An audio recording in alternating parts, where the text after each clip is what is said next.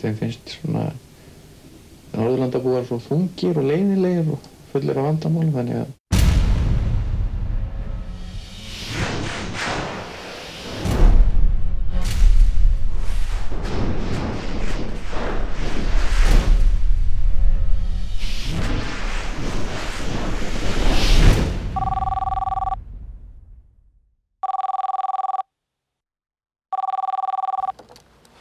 Hello?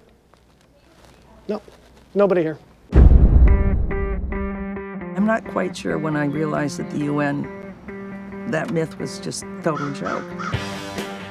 Each year, we spend billions of dollars to fund the United Nations, expecting it to solve the world's problems. Does it? I was paid to do nothing.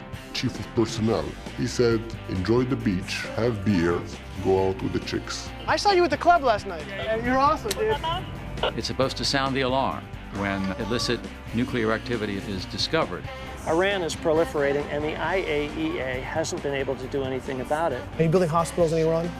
Yes, of course. Are you building schools? For sure. Are you building nuclear weapons? How does the UN define terrorism?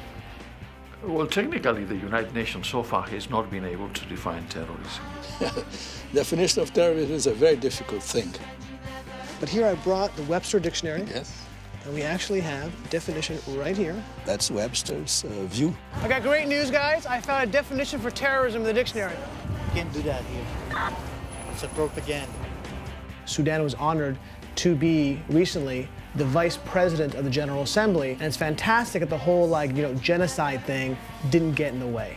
No country is perfect. I'll take you on a journey around the world. Working hard or hardly working? To peek behind the curtain and expose the secrets of the UN. Hello? Genocide going on. And just maybe, make a few friends along the way. Or not.